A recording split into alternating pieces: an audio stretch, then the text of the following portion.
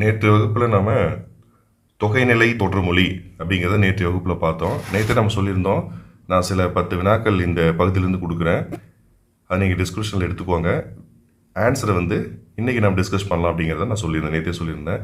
நீங்கள் பார்த்துப்பீங்கன்னு நினைக்கிறேன், நிறைய பேர் ஆன்சர் கண்டுபிடிச்சிருப்பீங்க. ஸோ இருந்தாலும் எப்படி கொஷின்ஸ் வரும், எப்படி ஆன்சர் ஃபிக்ஸ் பண்ணும் அப்படிங்கிறத நம்ம இப்போ பார்க்கலாம். முதல்ல பாருங்கள், பொறுத்துக. முதல் வினா பொறுத்துக. நம்ம தொகைநிலை தொடர் அப்படிங்கிறது உங்களுக்கு தெரியும், இந்த 6 வகைப்படும் இல்லைங்களா? அந்த 6ல் இருந்தால் இப்போ கேள்வி இருக்க போகுது, வேறு எந்த மாற்றமும் கிடையாது. அதில் இருந்தால் எல்லா கேள்வியும் இருக்க போகுது. இப்போ பாருங்கள், இலக்கண குறிப்பு தான் கொடுக்கணும் அடிப்படையில். பால் குடித்தான், ஏதாவது ஐடியா இருக்கா? இலக்கண குறிப்பு என்ன பார்த்துப்பீங்க, அந்த நோட்ஸை பார்த்தீங்கன்னாவே உங்களுக்கு வேறு வார்த்தை கொடுக்காம ஏன் நம்ம எடுத்துக்காட்டுலேருந்து எடுத்து கொடுத்துருக்கோம் அப்படின்னா, குறைஞ்சபட்சம் முதல்ல நீங்கள் பார்க்கும்போது இந்த நோட்ஸை ஒழுங்காக படிச்சிருக்கீங்களா அப்படிங்கிறதுக்காக தான் நோட்ஸ் வந்து கொஷின் முதல்ல வரும். அதுக்கப்புறம் வேறு வேறு வார்த்தைகள் கொடுக்க பார்ப்போம். ஸோ முதல்ல பால் குடித்தான் அப்படிங்கிறது என்னவாக இருக்க முடியும்? நமக்கு அது பாலை குடித்தான் அப்படின்னு வருங்களா? அப்போ 2ஆம் வேற்றுமை தொகை, இது ஏ. பால் குடம், நமக்கு தெரியும் பால் குடம் அப்படிங்கிறது பாலை உடைய குடம். அப்போ இது என்ன வரும்? 2ஆம் வேற்றுமை உருபும் பயனும் உடன்தொக்க தொகை. ஐ அப்படிங்கிற உறுப்பு வருதுங்களா? அங்கே பாலை, புரியுதுங்களா? பாலை உடைய குடம் அப்படின்னு வரும். இந்த பாலை அப்படிங்கிறது 2ஆம் வேற்றுமை, அந்த ஐங்கிறது 2ஆம் வேற்றுமை உறுப்பு. உடைய அப்படிங்கிறது அதனுடைய பயன். அப்போ உருவும் பயனும் உடன்தொக்க தொகை. அடுத்தது என் மகள். என் மகள், இப்போ நீங்கள் என்ன பண்ணுவோம், நாம் வந்து அந்த இடத்துல நல்லா பார்த்துக்கோங்க, ஒரு வேளை உங்களுக்கு டக்குன்னு வந்துடும். நமக்கு வந்து எனக்கு மகள் அப்படின்னு சொல்லியிருப்போம். ஒரு வேளை தெரியலன்னா ஒரு ரூபா பொருத்தி பாருங்கள், ஒரு ரூபா பொருத்தி பாருங்கள். பொருத்தி பார்த்தீங்க அப்படின்னா நமக்கு அது ஐடியா கிடச்சிரும். அப்போங்க எனக்கு அப்படின்னு வரும், என் கூட்டல் கூ எனக்கு அப்படின்னு வருங்க. எனக்கு அப்போ அந்த கூ அப்படிங்கிற 4ஆம் வேற்றுமை உருபு மறைஞ்சு வருது. ஆகையால் இது எதுங்க? இதுதான் சி, 4ஆம் வேற்றுமை உருபு. அடுத்தது தலை வணங்கினான். தலை வணங்கினான். இப்போ தலை வணங்கினான் அப்படின்னா அதில் என்ன மறைஞ்சு வருது பாருங்க, தலையால் வணங்கினான் அப்படின்னு வரும். ஆள் அப்படிங்கிறது எத்தனாம் வேற்றுமை உறுப்பு? ஆள் அப்படிங்கிறது 3ஆம் வேற்றுமை உறுப்பு. ஆகையால் இது என்னதுங்க? 5க்கு நம்ம என்ன பண்ணிக்கலாம்? டின்னு ஃபிக்ஸ் பண்ணிக்கலாம். அப்போ பாருங்கள், ஏ பி சி டி குறிச்சிட்டோமா? அப்போ 1க்கு ஏ 2க்கு பி எங்கே இருக்குது? 1க்கு ஏ 2க்கு பி 3க்கு அது 4க்கு, அதாவது பார்த்தீங்கன்னா சிக்கு வந்து 4, சிக்கு பார்த்தீங்கன்னா சிக்கு 4, டிக்கு 5. அப்போ ஆப்ஷன் ஏ தான் இதில் கரெக்டு. இப்போ எத்தனை பேர் குறிச்சிருக்கீங்க அப்படிங்கிறத செக் பண்ணி பார்த்துக்கோங்க. ரொம்ப எளிமையானது தான், ரொம்ப எளிமையானது தான். இந்த மாதிரி இலக்கண குறிப்பு கண்டிப்பாக ஒரு 3 வினாக்கள் இதை சார்ந்து வந்துடும். கண்டிப்பாக இதை சார்ந்து தான் வரும். அது இதுவே இப்படி வரும்னு சொல்ல முடியாதுங்க, எனக்குமே இது சார்ந்து தான் வரும். சரி, இப்போ இந்த பொறுத்துக்கு உங்களுக்கு புரிஞ்சிருக்குன்னு நினைக்கிறேன். ஆப்ஷன் ஏ தான் ஆன்சர். அடுத்தது காலம் கறந்த பெயரெச்சம் டேஸ். நம்ம ஏற்கனவே சொல்லியிருக்கிறோம், பல முறை இந்த கேள்வி கேட்கப்பட்டது. அதனால தான் நான் வந்து இருந்தாலும் கேட்குறோம். காலம் கறந்த பெயரெச்சம் அப்படிங்கிறது வினைத்தொகை. இது என்ன அப்படின்னா நன்னூலோட அப்படியே நூற்பாங்க. அது நன்னூல் நூல் இருக்கு இல்லையா? பவனந்தி முனிவர் இயற்றிய நன்னூல். அது வந்து எழுத்து சொல் அப்படிங்கிற 2 விஷயத்தை கொடுக்குது. எழுத்து ஒன்று, சொல் ஒன்று. எழுத்ததிகாரம், சொல்லதிகாரம் அப்படின்னு அதை ஞாபகம் வச்சுக்கோங்க. இதில் காலம் கறந்த பெயரெச்சம் அதுதான் வினைத்தொகை அப்படின்னு சொல்லி சொன்னது யாருன்னு கேட்டால் பவனந்தி முனிவர், எந்த நூல்னு கேட்டால் நன்னூல். அப்போ இந்த மாதிரி காலங்கந்த பெயரெச்சம் டேஸ்ன்னு கேட்டால் அதுக்கு ஆன்சர் வினைத்தொகை. அப்போ இந்த 3-4 வினாக்களையும் ஞாபகம் வச்சுக்கோங்க. ஏன்னா இந்த அடிப்படையெல்லாம் கேட்டுட்டாங்க, கேட்கலனாலும் பரவாயில்ல, இது முக்கியமான பகுதி, நீங்கள் இதை ஞாபகம் வச்சுக்கோங்க. அப்போ 2வது வினா புரிஞ்சுதுங்களா? காலம் கறந்த பெயரெச்சம் அப்படிங்கிறது வினைத்தொகை. ஏன் அப்படிங்கிறத நம்ம வகுப்பு எடுக்கும் போதே சொல்லியிருந்தோம். அது எடுத்துக்காட்டாக பார்த்தீங்கன்னா இப்போது எல்லாரும் சொல்லக்கூடியது ஊறுகாய் அப்படின்னு சொல்லுவாங்க. ரொம்ப எளிமையாக மனசில் வச்சுக்கலாம் அப்படிங்கிறதுக்கு. எப்படி அப்படின்னா இது ஊறும் காய், ஊறிய காய், ஊறுகிற காய், 3 காலத்துக்கு பொருந்துற மாதிரி வரும். காலம் கறந்த, இந்த கறந்த அப்படிங்கிறதுக்கு என்ன பொருள் அப்படின்னா மறைந்த, அதாவது மறைஞ்சு வரும், மறைந்து வரும் அப்படின்னு பொருள். என்ன மறைந்து வரும்? காலம் மறைஞ்சு வரும். இந்த ஊறுகாயில் காலம் கண்டுபிடிங்க பார்க்கலாம், என்ன காலம்னு சொல்ல முடியாது. இப்படி 3 காலத்துக்குமே சொல்லிக்க முடியும். இப்படி வர்றது தான், இப்படி 3 காலத்துக்கே சொல்லிக்க முடியும். இப்படி வரக்கூடிய தன்மை தான் நம்ம வினையச்சம் அப்படின்னு சொல்கிறோம். அப்போ காலம் கறந்த பெயரெச்சம் என்னதுங்க? அதாவது வினைத்தொகை. அதாவது காலம் கறந்த பெயரெச்சம் அப்படிங்கிறது வினைத்தொகைன்னு சொல்லுங்க. சரிங்களா? ஆன்சரு வினைத்தொகை. அடுத்தது பிழையற்ற சரியான தொடரை தேர்வு செய்க. இப்போ இதுவும் இலக்கண குறிப்பு சமாதம் தாங்க. என்னன்னு பார்த்துலாம். செந்தாமரை, வட்ட நிலா, முத்தமிழ், இன்சொல் இது எல்லாமே பண்பு குறித்து வந்திருக்குது. முதல்ல இடது பக்கம் பாருங்க, இதெல்லாம் பண்பு குறித்து வந்திருக்குது. அது ஒரு ஐடியா இருக்கும் பாருங்க, எல்லாமே பண்பு குறித்து வந்திருக்கு. வண்ணம், சுவை, அளவு, வடிவம், அதாவது அந்த அடிப்படையில் வந்திருக்கு. சரி, இப்போ வலது பக்கம் பார்த்து பொறுத்தலாம். செந்தாமரை, அது என்ன பண்ண முடியும்? செம்மையாகிய தாமரை. நம்ம என்ன பண்ணுறோம்? செம்மையாகிய தாமரை. செம்மைங்கிறது எதை குறிக்குது? நிறத்தை குறிக்குது. அப்போ நிறம்னா வண்ணமா? இது கரெக்டாக இருக்கிறது, இது கரெக்டாக இருக்குது. அடுத்தது வட்ட நிலா. வட்டம்னா என்னது? அது அளவு தானே. வட்டம் அப்படின்னா அது அளவு. ஆனால் இங்கே சுவைன்னு கொடுத்துருக்காங்க, அப்போ இங்கே இது தவறு. முத்தமிழ் 1 2 3 என்ன பண்ணுறோம்? 1 2 3 எண்ணுறோம். அந்த எண்ணுகிற அளவு 1 2 3 அளவு குறிக்கிறோம் இல்லைங்களா? அப்போ இது அளவு பண்பு தொகை அப்படிங்கிறது கரெக்டு. இன்சொல் அப்படிங்கிறோம். இனிமை அப்படிங்கிறது தான். இனிமை கூட்டல் சொல் தான் இன்சொல் இல்லைங்களா? பிரித்து பாருங்க. இனிமை கூட்டல் சொல், அதுதான் இன்சொல் அப்படின்னு வரும். அப்போது நீங்கள் அந்த இனிமை அப்படிங்கிறது சுவை சம்மந்தப்பட்ட ஒரு விஷயம். ஆனால் இங்கே வடிவம்னு கொடுத்துருக்காங்க.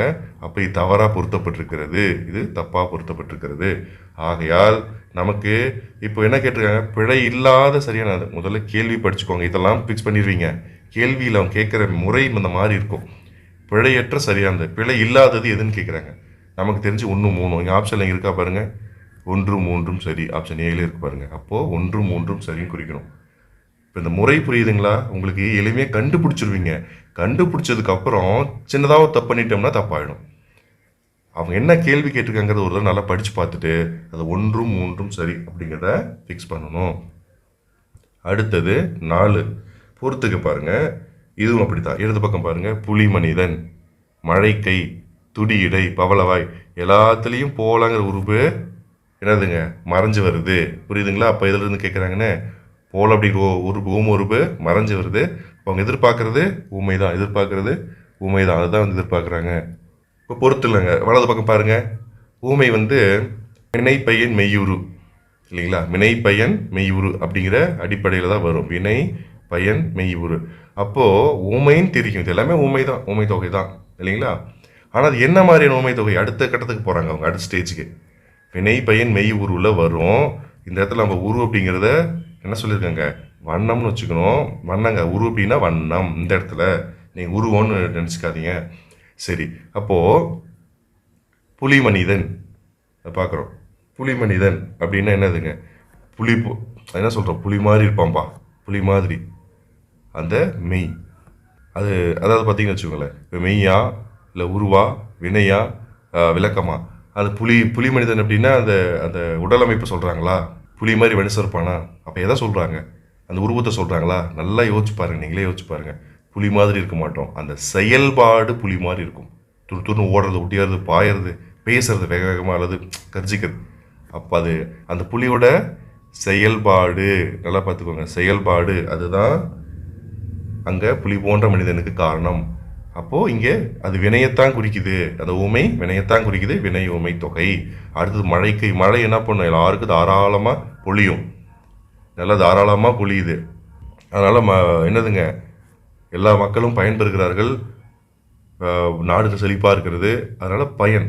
மழை மாதிரி ஒருத்தர் வாரி வாரி கொடுக்குறான் அப்படின்னா மழை போன்ற கை, அதான் மழைக்கை. மழை மாதிரி வாரி வாரி கொடுக்குறான் வள்ளல் அப்படின்னா அது என்னது? பயனை குறிக்கிறது. ஆகையால் அது பயன் ஊமை தொகைன்னு சொல்கிறோம். அது துடி போன்ற இடை. துடி போன்ற இடை. இடைனாவே உங்களுக்கு தெரியும், அது ஒரு உடம்புல இருக்கக்கூடிய ஒரு உறுப்பு. அப்போது அது துடி போன்ற அப்படின்னு சொல்லும்போதே நமக்கு தெரியாது மெய்யை குறிக்கிறது அப்படின்னு சொல்லும்போது, அதான் உடலை குறிக்கிறது, உடல் உறுப்பை குறிக்கிறது. அப்படிங்கிறதுனால நம்ம என்ன பண்ணலாம்? இது சி அப்படின்னு குறிச்சிக்கலாம். அடுத்து பவளவாய். பவளவாய் இங்கே நீங்கள் கேட்கலாம், இதுக்கு தான் யோசிக்கணும். ஊமையும் ஊமானம் ரெண்டு இருக்கு இல்லைங்களா? வாய் அப்படிங்கிறது தானே உறுப்பு, அப்போ அதானே மெய் குறிக்கலாம் அப்படின்னு நினைப்பீங்க. அதுங்க தான் தப்பு. என்ன நான் சொல்லியிருக்கேன்? வினை பையன் மெய் உரு அப்படின்னு வரும். இந்த 4 அடிப்படையில் தான் ஊமை வரும். உருனா வண்ணம்.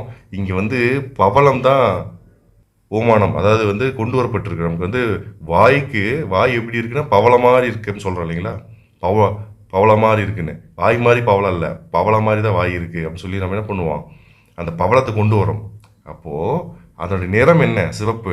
இப்போ உரு அப்படின்னு என்ன சொல்லியிருக்கோம், வண்ணம்னு சொல்லியிருக்கோம். அப்போ இதுதான் டியில் வரும். அப்போ பாருங்கள், இதுக்கு 3 1 4 5 3 1 4 5 அப்படி தான் இந்த ஆப்ஷனில் வருது. ஸோ ஆப்ஷன் ஏ தான் இதுக்கு ஆன்சர். இப்போ புரியுதுங்களா? நீங்கள் ரொம்ப எளிமையாக உமை தொகை அப்படிங்கிறத கண்டுபிடிச்சிருவீங்க. அது என்ன மாதிரியான உமை தொகை, எந்த அடிப்படையில் வரும் அப்படிங்கிறத இப்படி தான் நம்ம விளங்கிக்கணும். சரி, அடுத்த வினா, சரியாக பொருந்தியுள்ளது எது? சரியாக பொருந்தியுள்ளது எது? 1.25 நீட்டல் அளவை. நம்ம என்ன பண்ணுறோன்னா, இப்போது 1.25 அப்படிங்கிறோம். இது என்னது? 1 2 3ங்கிறது எண் இல்லையா? இல்லைங்களா? 1 2 3ங்கிறது எண் இல்லையா? அப்போ தப்பாக வந்திருக்கிறது. அப்போ என்ன அளவு தான் வரணும்? அடுத்து தொடியும் கக்ஸும். தொடியும் கக்ஸும் இது என்ன பண்ணுறது? நமக்கு அப்படி சொல்லும்போது அது வந்து எடுத்தல்ல வரும். இந்த இடத்துல எண்ணல் கொடுத்துட்டாங்க. அப்போ இதுவும் தப்பு. மரக்கால் படி. மரக்காலில் என்ன தெரியுங்களா? இந்த லிட்டர் கணக்கில் இப்படி வச்சு ஊற்றுவாங்கல்ல, அதை அளந்து போடுவாங்க. அந்த காலத்தில் மரக்கால்னு தானியம் அளப்பாங்க, அப்புறம் தண்ணி அளப்பாங்க. அப்போ அளப்பாங்க. முகத்தல், அதுக்கு பேர் அளக்கிறது பேர் முகத்தல்னு அர்த்தம். மரக்கால் படி முகத்தல், அது கரெக்ட். அடி அங்குலம்.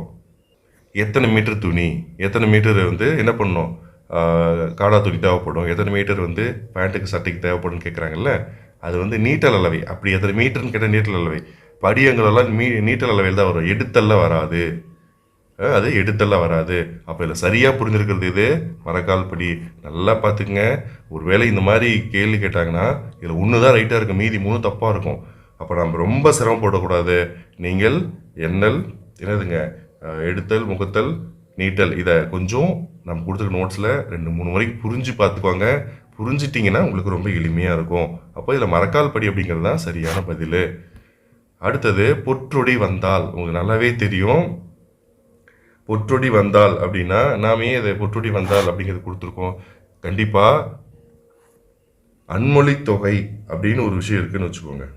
எப்படி சொல்லியிருக்கோம், 5 வகையான அந்த தொகையில் அடங்காமல் எக்ஸ்ட்ராவாக பின்னாடி ஒன்று வரும். அப்படி வருதுனாவே இந்த 5லையும் அடங்காத ஒன்று தான் அன்மொழி தொகையாக இருக்கும். அப்போது பாருங்கள், பொன் போன்ற தொடி அப்படின்னு அர்த்தம், பொன் போன்ற தொடி. ஆனால் வந்தால் அப்படிங்கிற வார்த்தை வந்துட்டதுனால பொன் போன்ற தொடியை அணிந்த என்னதுங்க அந்த பெண் ஒருத்தி வந்தால் அப்படின்னு வரும். இந்த மாதிரி உருவும் பயணம் உடன்தொக்க தொகை இப்போ வந்து பொன்னால் ஆகிய தொடியை உடைய அணிந்த அப்படின்னு வரும். அப்போ 5ஆம் வேற்றுமை உருவும் பயனும் உடன்தொக்க தொகை, அதாவது அது புறத்து பிறந்த அன்மொழி தொகைன்னு நம்ம சொல்லணும். ஆனால் அவ்வளோ கஷ்டமாக இங்கே ரொம்ப அன்மொழி தொகைன்னு கேட்டிருந்தாங்கன்னா நீங்கள் அன்மொழி தொகைன்னு சொல்லிடுங்க. நல்லா பார்த்துக்குவாங்க. இப்போ ஒரே வார்த்தையில் அன்மொழி தொகை பெரும்பாலும் வராதுங்க. பின்னாடி என்ன பண்ணுவோம், ஒரு வேற்றுமை தொகை வரும் முன்னாடி, அதுக்கப்புறம் அதுக்கு பின்னாடி வந்தான் ஏதாவது ஒரு குறிப்பு நமக்கு கிடைச்சிரும். அப்படியே இல்லைனாலும் பொற்றுடின்னு வந்துச்சு அப்படின்னா கீழே அன்மொழி தொகை ஒரு ஆப்ஷன் கொடுத்துருந்தாங்கன்னா நீங்களாம் என்ன பண்ணும், பொற்றுடி அப்படின்னா பொன் போன்ற தொடியுடைய அந்த பெண் ஒருத்தி அணிந்த பெண் ஒருத்தி வந்தால் அப்படின்னு புரிஞ்சுக்கிட்டு அன்மொழி தொகை தான் கொடுக்கணும். ஒரு அன்மொழி தொகை கொடுக்கல அப்படின்னா நீங்கள் வேற்றுமை தொகை ஃபிக்ஸ் பண்ணிக்கலாம். இதில் இருக்கக்கூடிய வித்தியாசம் இதுதான். சரி, இந்த இடத்துல பொற்றுடி வந்தால் அப்படின்னு சொன்னாவே அது என்ன அர்த்தம், அன்மொழி தொகை தாங்க அர்த்தம்.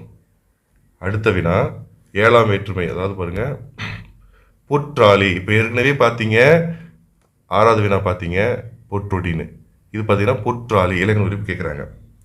பொற்றாளி நம்ம என்ன பண்ணுவோம், இது ஆப்ஷனை பாருங்க. முதல்ல கேள்வி பார்த்தோன்னே ஃபிக்ஸ் பண்ணிக்கன்னு நான் சொல்லிடுவேன். பட் ஆனால் இப்போ எப்படி சொல்லணுங்கிறத நான் சொல்கிறேன். கேள்வி பார்த்தோடனே என்ன பண்ணுறோம், பொன்னால் ஆகிய தாலி இல்லைங்களா? அப்போது என்ன பண்ணலாம், 3ஆவது வேற்றுமை குறிக்கலாமா?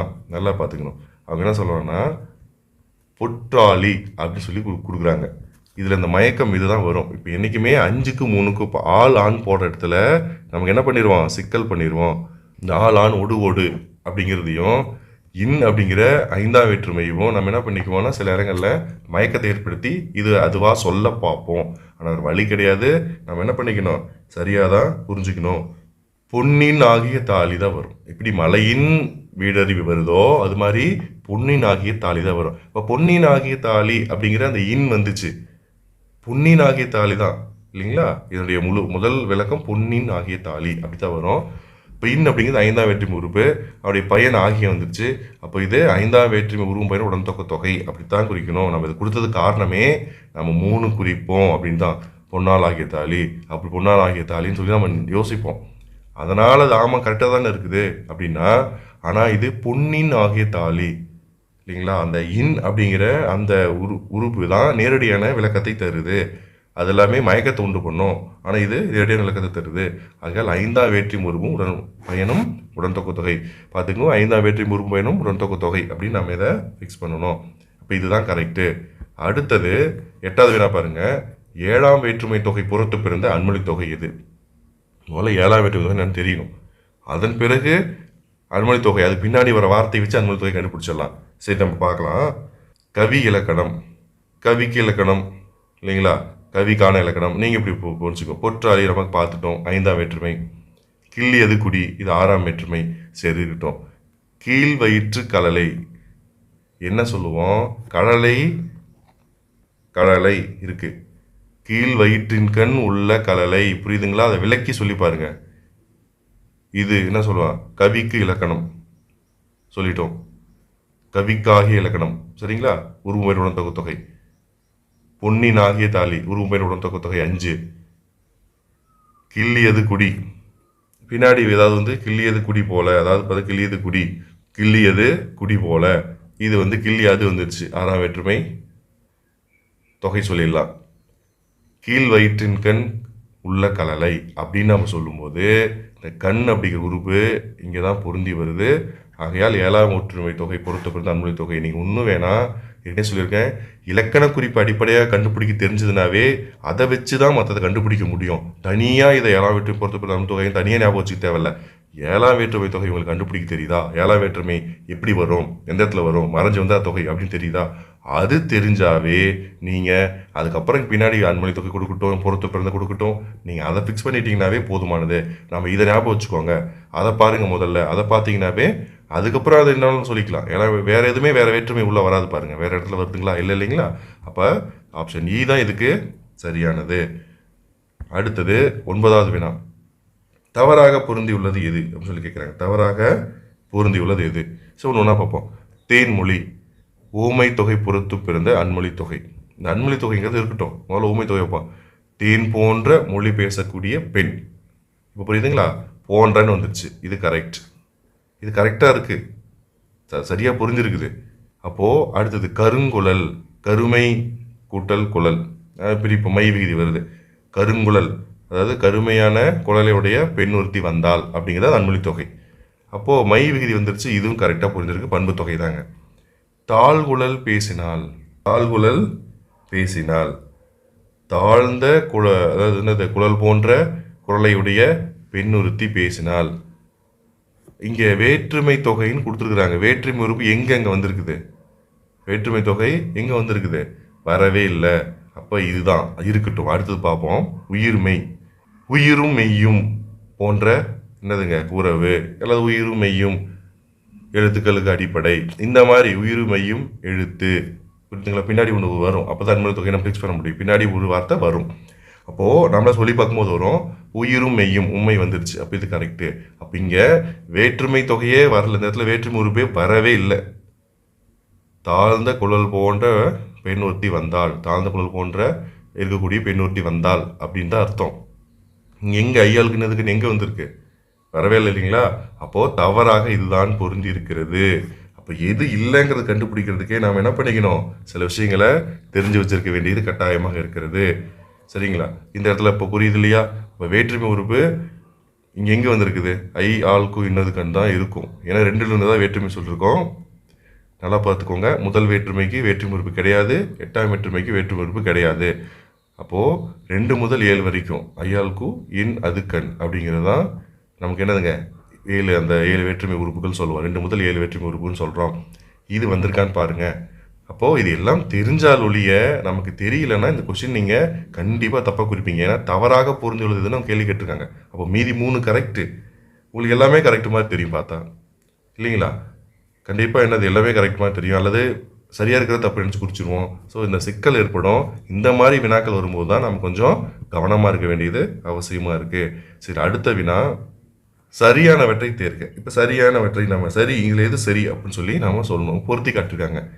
தன்னை சேர்ந்தார், தன்னை சேர்ந்தார், ஐ வந்திருக்கு. 2ஆம் வேற்றுமை உறுப்பு என்னதுங்க? அப்போ என்ன பண்ணலாம்? 2ஆம் வேற்றுமை தொகைன்னு நம்ம சொல்லிடலாம். நீங்கள் கேட்கலாம், ஐ வெளிப்படையாக வந்திருக்கு விரிதானே அப்படின்னு. இந்த இடத்துல ஒரு சிறு சிக்கல் இருக்குது. என்ன அப்படின்னா, நம்ம எடுத்துக்காட்டுக்காக நம்ம இது மாதிரி என்னதுங்க நம்ம நடத்தும் போது சொல்லியிருக்கோம். அந்த ஐ வந்திருக்கு, ஐ வெளிப்படையாக வந்துச்சு அப்படின்னா விரின்னு சொல்லணும். இருந்தாலும் இது இரண்டாம் வேற்றுமை உருபு, தொகைன்னு வேண்டாம் வச்சுக்காதீங்க. இரண்டாம் வேற்றுமை உருபு இதில் வந்திருக்கு, இரண்டாம் வேற்றுமை விரி சொல்லிடலாம். அடுத்தது தன்னொடு சேர்ந்தார். இப்போ ஒடு அப்படிங்கிறது மூன்றாம் வேற்றுமை உறுப்பு, அது எந்த மாற்றமும் கிடையாது. மூன்றாம் வேற்றுமை உறுப்பு. மூன்றாம் வேற்றுமை உறுப்பு பார்த்துருக்கோம். ஆள், ஆண், ஒடு, ஓடு. இது நாலுமே மூன்றாம் வேற்றுமை உறுப்பு. இது நாலுமே மூன்றாம் வேற்றுமை உறுப்பு. அதுதான் இந்த ஒடுன்னு கேட்டு. ஒடுன்னா இது வரைக்கும் நம்ம ஆள் தானே படிச்சிருக்கோம். ஐயாளுக்கு இன்னதுக்கு தான் சொல்லி கொடுத்தீங்க. ஆள் தானே படிச்சுக்கணும்னு நினைக்காதீங்க. இந்த நாலுமே மூன்றாம் வேற்றுமை உறுப்பு தான். ஆளான் ஒடு ஓடு தான் ஞாபகம் வச்சுக்கணும். ஆளான் ஒடு ஓடு அப்படிதான் நீங்கள் ஞாபகம் வச்சுக்கணும். சரி, இப்போ இதை என்ன பண்ணிக்கலாம், இதை ஞாபகம் வச்சுக்குவாங்க. ஆல் ஆன் ஒடு ஓடு அப்படிங்கிறத. சரி, இது மூன்றாம் வேற்றுமை தொகை. அடுத்தது அந்த ஒடு மறைஞ்சு வந்தால் ஒன்றாம் வேற்றுமை தொகைங்க. அடுத்தது தன் சேர்ந்தார் அப்படின்னு வச்சுக்கோங்க. இந்த இடத்துல நம்ம விளக்கறதுக்காக கொடுக்க வேண்டியது வெளிப்படையாக கொடுத்தாச்சு, வேற ஒன்றும் கிடையாது. அது ஈஸியாக நீ கண்டுபிடிச்சிருக்கலாம். தன் சேர்ந்தார் அப்படின்னு என்னதுங்க அப்படின்னு வருதுன்னு வச்சுக்கோங்க. இந்த இடத்துல என்ன பண்ணியிருக்காங்க அவங்க, தன்கண் சேர்ந்தார் அப்படின்னு போட்டாங்க. தன்கண் சேர்ந்தார். நீ கண் அப்படிங்கிற அந்த ஏழாம் வேற்றுமை வந்துருச்சுனாவே அது ஏழாம் வேற்றுமை தான், ஏழாம் வேற்றுமை விரி. அடுத்தது பொன்னாகிய மணி. பொன் ஆகிய மணி நல்லா பார்த்துக்கோங்க. வேற்றி உருபு இங்கே வரல. பொன்னாகிய மணினா பொன்னால் ஆகிய மணி போன்ற என்னது, பொன்னால் ஆகிய அந்த மணி எப்படி இருக்குது, பொன்னால் செய்யப்பட்ட அழகான மணி அப்படிங்கிறது விரிஞ்சு வரும், வேற ஒன்றும் கிடையாது.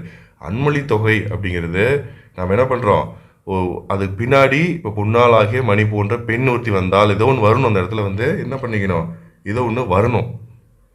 ஆனால் இங்கே என்னது, பொன்னால் ஆகிய மணி அப்படின்னு சொல்லி மூன்றாம் வேற்றுமை உருவம் உடன்தொகை தொகையோட நிற்கிது. இன்னொன்று இங்கே இடத்துல வரல. அப்படி வந்துச்சுன்னா அன்மொழி தொகைன்னு ஃபிக்ஸ் பண்ணிக்கலாம். ஆனால் அங்கே வரலை. வெளிப்படையாக என்னது, மூன்றாம் வேற்றுமை உருவம் உடன்தொகை தொகை தெரியுது, ஆனால் அதுக்கானது வரல. அப்போது இந்த இடத்துல என்ன ஆயிடுச்சுன்னா இது மட்டும் நமக்கு சரியாக பொருந்தலை. 1 2 3 சரி அப்படிங்கிற ஆப்ஷன் இங்கே இருக்கா பாருங்க. பாருங்க, சீல் இருக்குது 1 2 3 சரின்னு. இது மாதிரி ஒன்றுக்கு பலமுறை அல்லது குழப்பிக்காமல் தெளிவாக ஒரு 4ல் ஒரு 3 படித்தா கூட தெளிவாக படிச்சிட்டிங்கன்னா, இதுதான் இதுன்னு தெரிஞ்சு வச்சிட்டிங்கன்னா, மற்றது வந்துச்சுன்னா இது இல்லைங்கிறத ஃபிக்ஸ் பண்ண முடியும்.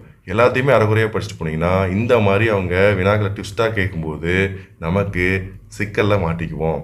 அதனால் வேற்றுமை தொகை, வினைத்தொகை, பண்புத்தொகை, உண்மைத்தொகை, ஊமைத்தொகை, அப்புறம் இது எதுலேயுமே அடங்கல அன்மொழி தொகை. அன்மொழி தொகை எப்பயுமே எப்படி வரும், வேற்றுமை தொகை அல்லது ஏதோ ஒரு தொகை முன்னாடி வந்து அதுக்கு பின்னாடி ஒரு வார்த்தை வரும், அப்போ தான் வரும் அப்படிங்கிறத நீங்கள் ஞாபகம் வச்சுக்கோங்க.